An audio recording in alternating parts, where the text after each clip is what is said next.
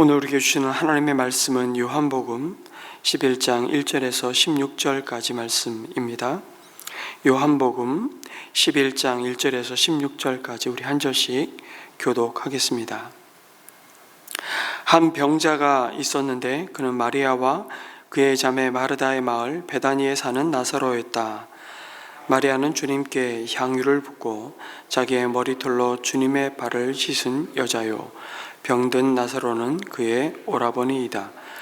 그 누이들이 사람을 예수께로 보내서 말하였다. 주님 보십시오. 주님께서 사랑하시는 사람이 앓고 있습니다. 예수께서 들으시고 말씀하셨다. 이 병은 죽을 병이 아니라 오히려 하나님의 영광을 드러낼 병이다. 이것으로 말미암아 하나님의 아들이 영광을 받게 될 것이다. 예수께서는 마르다와 그의 자매와 나사로를 사랑하셨다. 그런데 예수께서는 나사로가 앓는다는 말을 들으시고도 계시던 그곳에 이틀이나 더 머무르셨다. 그리고 나서 제자들에게 다시 유대 지방으로 가자 하고 말씀하셨다. 제자들이 예수께 말하였다. 선생님, 방금도 유대 사람들이 선생님을 돌로 치려고 하였는데 다시 그리로 가려고 하십니까? 예수께서 대답하셨다. 낮은 12시간이나 되지 않느냐? 사람이 낮에 걸어다니면 햇빛이 있으므로 걸려서 넘어지지 않는다. 그러나 밤에 걸어다니면 빛이 그 사람 안에 없으므로 걸려서 넘어진다. 이 말씀을 하신 뒤에 그들에게 말씀하셨다. 우리 친구 나사로는 잠들었다. 내가 가서 그를 깨우겠다. 제자들이 말하였다. 주님, 그가 잠들었으면 낫게 될 것입니다. 예수께서는 나사로가 죽었다는 뜻으로 말씀하셨는데 제자들은 그가 잠이 들어 쉰다고 말씀하시는 것으로 생각하였다. 이때에 예수께서 그들에게 밝혀 말씀하셨다. 나사로는 죽었다. 내가 거기에 있지 않은 것이 너희를 위해서 도리어 잘된 일이므로 기쁘게 생각한다. 이 일로 말미암아 너희가 믿게 될 것이다. 그에게로 가자. 그러자 디두모라고도 하는 도마가 동료 제자들에게 우리도 그와 함께 죽으러 가자 하고 말하였다. 아멘.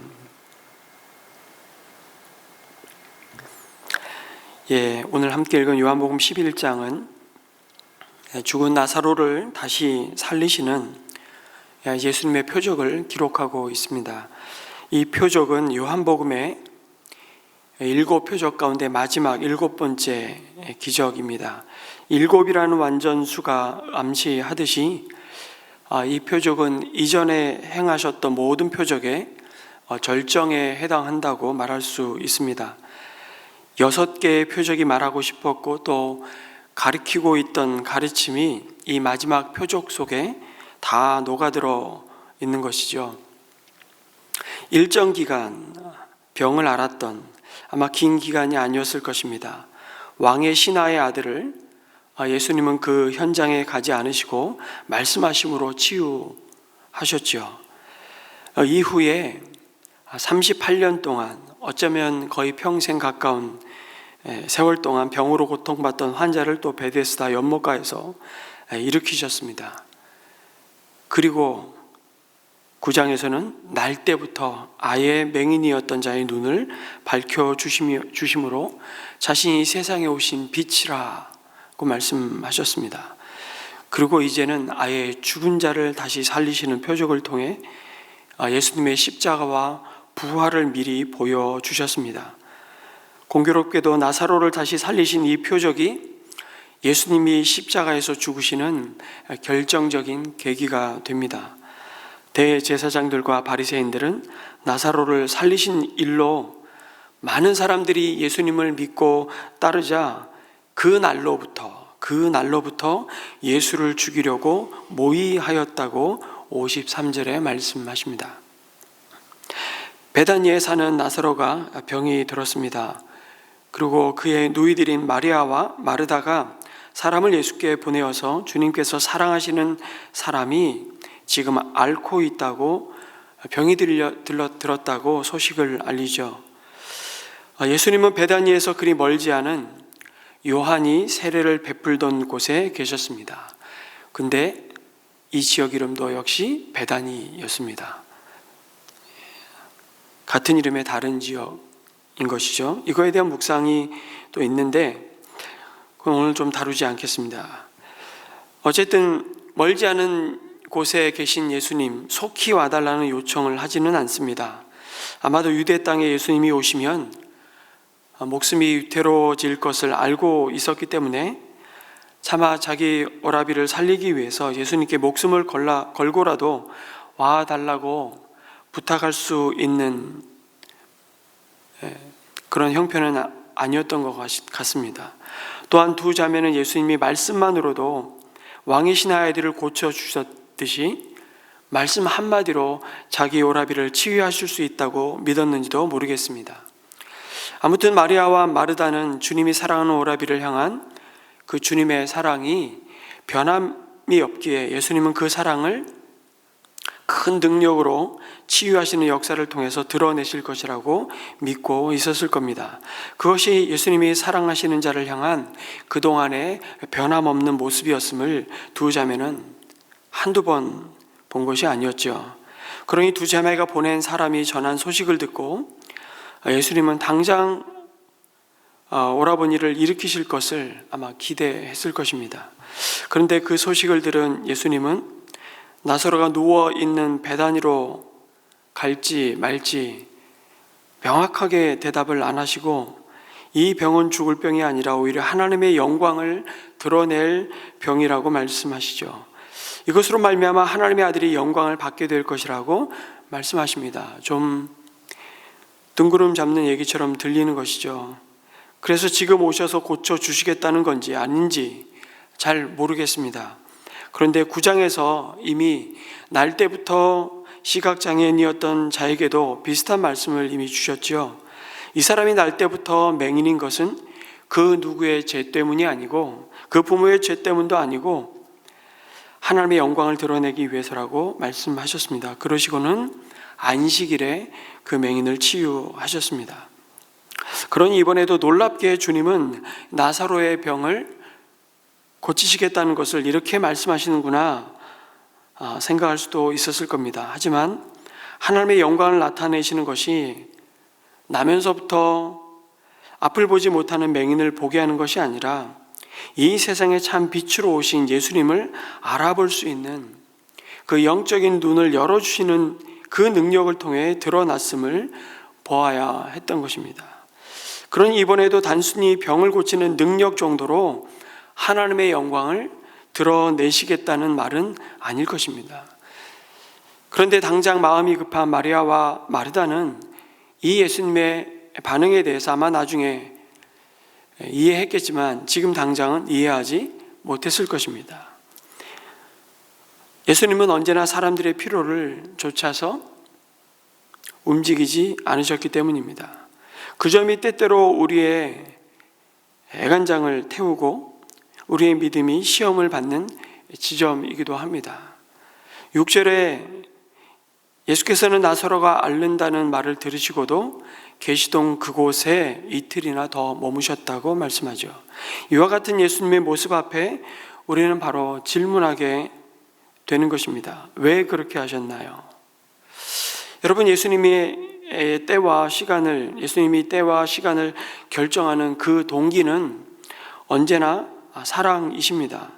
사랑하시기에 주님이 우리가 원하는 것을 우리가 원하는 방식으로 또 우리가 원하는 때에 늘 해주셔야 하는 것은 아닙니다. 뭐 하기 때문에요? 사실은 우리를 사랑하시기 때문에.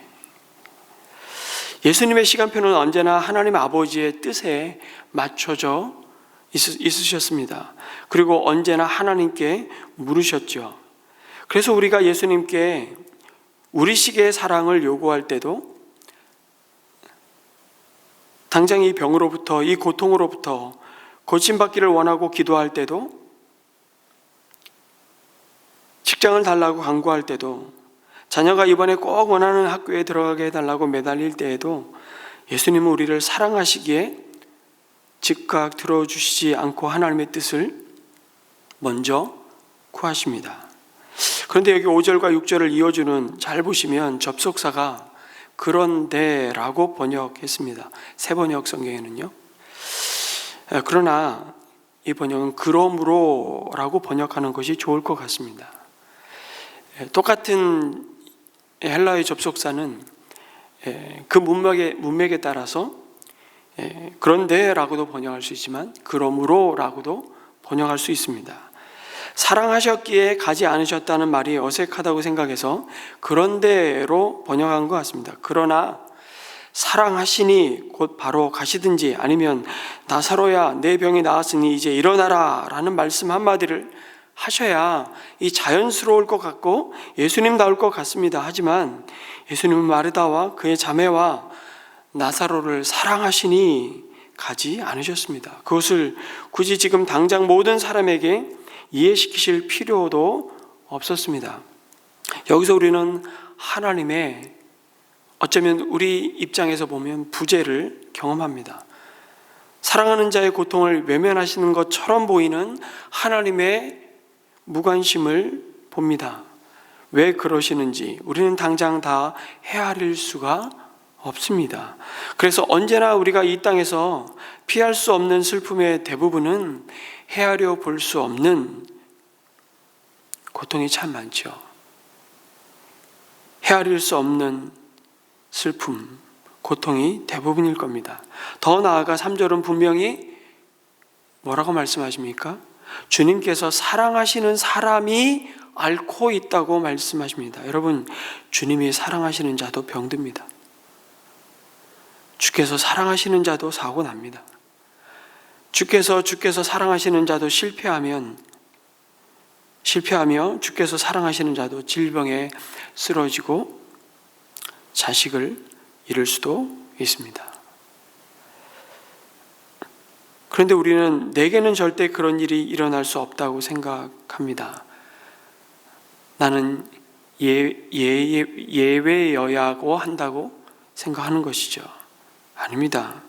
고통은 그 누구도 피해가지 않습니다. 오늘의 말씀을 통해 혹시 여러분 중에 어려움에 처해서 하나님의 사랑을 의심하시는 분이 있다면, 내 삶의 어려움이 닥쳤다고 그것이 주님이 나를 사랑하지 않는다는 의미는 아님을 깨닫기를 간절히 소망합니다. 그렇다면 질문할 수 있습니다. 고통이 우리를 피해가지 않는다면 과연 믿는 자와 믿지 않는 자의 차이점은 과연 뭐냐는 것이죠. 차이는 없는가? 그러면 그렇지 않습니다. 엄청난 차이가 있습니다. 예레미야 17장의 말씀에 보면 5절과 7절, 8절에 이렇게 말씀합니다.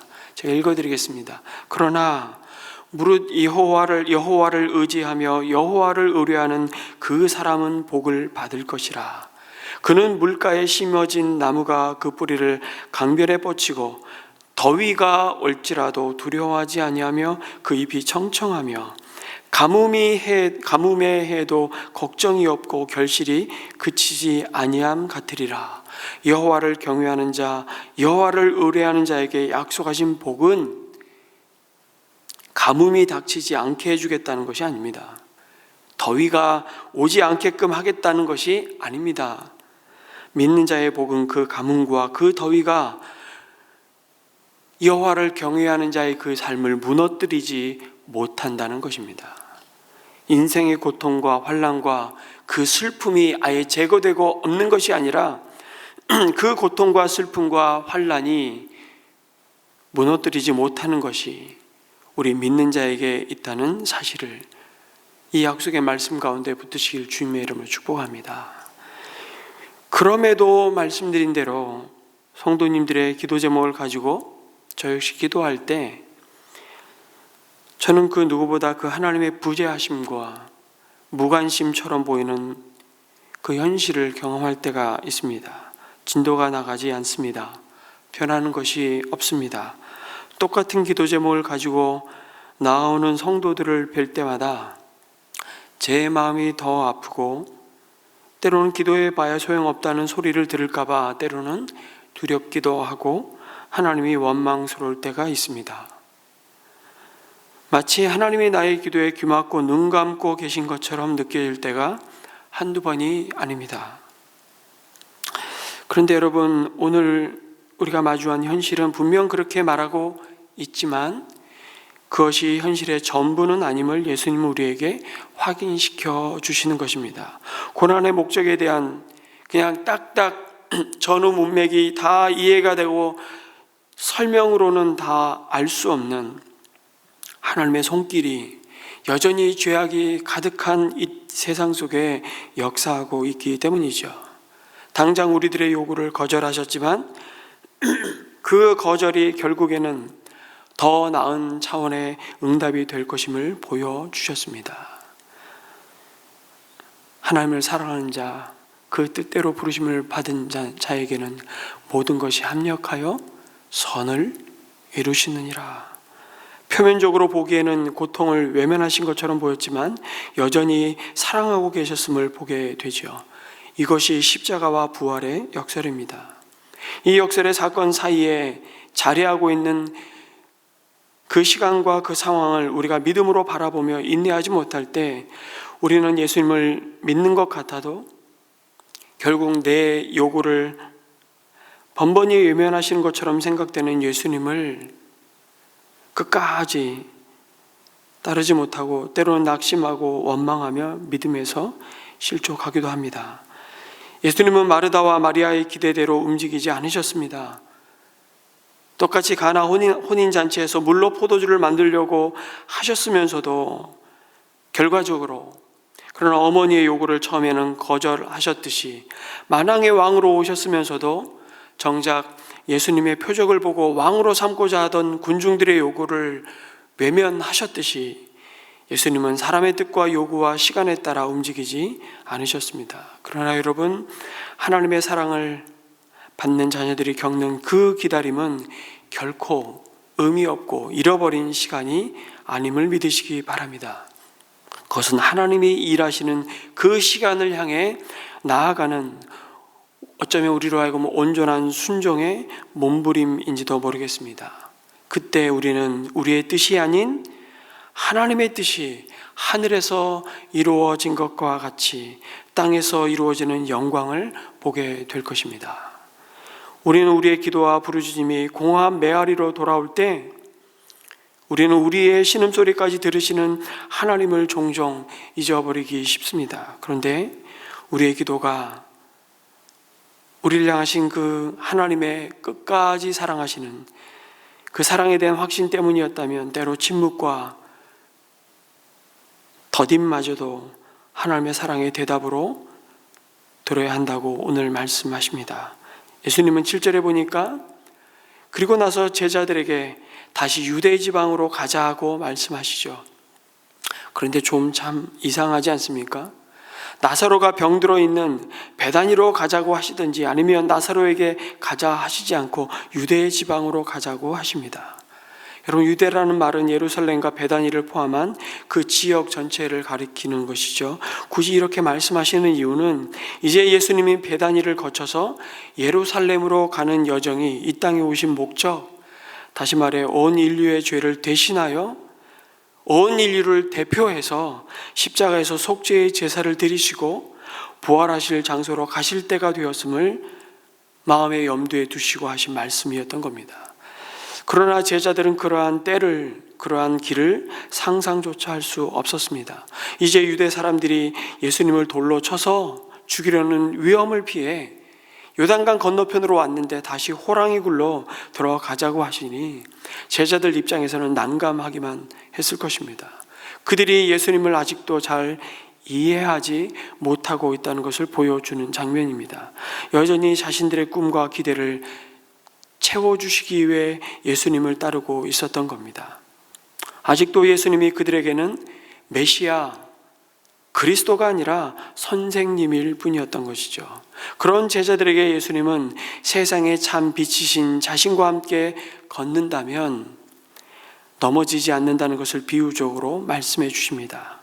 예수님과 동행하는 동안은 결코 넘어지지 않고 결코 죽지 않을 것이라고 말씀하시는 것입니다.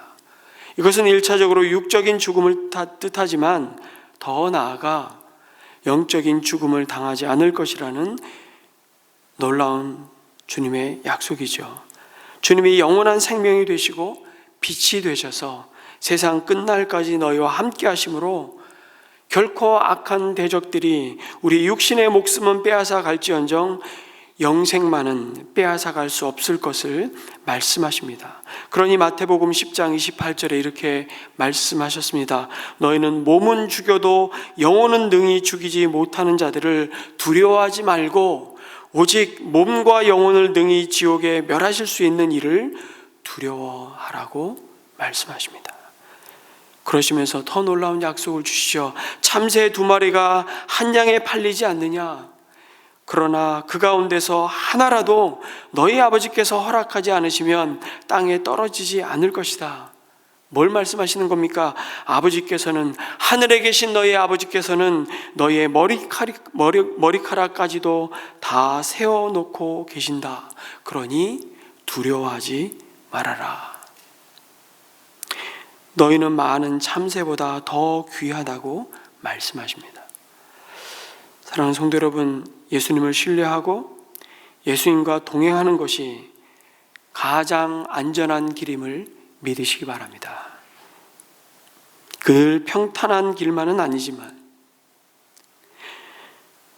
여전히 좁은 문을 통과해서 좁은 길을 가는 길이지만 우리가 생각하는 성공과 안전만이 있는 길이 아닐지라도 마치 요셉처럼 실패도 있고 고난도 있고 억울한 일도 많이 당하지만 아무도 예수님을 붙잡고 있는, 우리를 붙잡고 있으신 예수님으로 인해 그 무엇도 우리를 넘어뜨리지 못할 것입니다.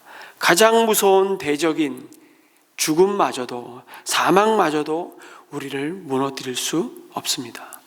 사탄이 하나님의 백성의 목숨을 앗아갈지라도 그것은 하나님께 실패가 아닙니다. 하나님은 성도의 죽음을 잠든 것으로 보시기 때문입니다. 인류의 가장 큰 대적인 사망도 우리를 우리를 향한 하나님의 사랑을 깨뜨릴 수 없기 때문이죠. 그 믿음과 그 확신과 그 소망을 품고 오늘 우리에게 주어진 사명의 길을 흔들리지 않고 담대하게 달려가시기를 주님의 이름으로 축복합니다. 아멘. 우리 한번 기도하겠습니다. 주님, 우리가 기도해도 상황이 변하지 않고 주님의 부재와 무관심처럼 느껴질 때가 있습니다. 어쩌면 그것이 오늘 이 아침, 이 새벽 기도의 자리인지도 모르겠습니다. 그러나 주님이 사랑하시기에 때로는 기다리게 하시고 우리의 시간표가 아니라 하나님의 뜻과 때 안에서 더 크고 깊은 응답을 준비하고 계심을 믿게 하여 주옵소서. 당장의 고침과 문제의 해결이 없어도 주님의 사랑을 의심하지 않게 하여 주시고 침묵과 더딘마저도 주님의 사랑의 응답으로 받아들이는 성숙한 믿음을 우리에게 허락하여 주옵소서. 믿는 자에게도 고난과 아픔과 상실이 있음을 압니다. 그러나 그 고난이 우리를 무너뜨리지 못하게 하시고 생명의 빛 되신 예수님과 동행함으로 두려움 속에서도, 그 두려움을 넘어 담대하게 이 믿음의 경주를 오늘 하루도 싱싱하게 걸어가게 달라고, 세상의 위협과 죽음 앞에서도 흔들리지 않는 영원한 생명의 확신을 붙들게 하시고 맡겨진 사명의 길을 끝까지 신뢰하며 걸어가게 하여 주옵소서. 기도했으면 좋겠고요. 오늘 우리의 목장 모임을 위해서 함께 기도합시다. 목장 가운데 하나님의 나라가 성령 안에서 의와 평강과 희락으로 임재하시며 목장 가운데 믿음의 가족들이 하나님의 약속의 말씀을 붙들고 이 믿음의 길을 또 오늘 하루 승리하며 걸어갈 수 있게 해달라고 우리 목장 가족들을 위해서도 함께 중보했으면 좋겠습니다. 기도하겠습니다. 아버지 하나님,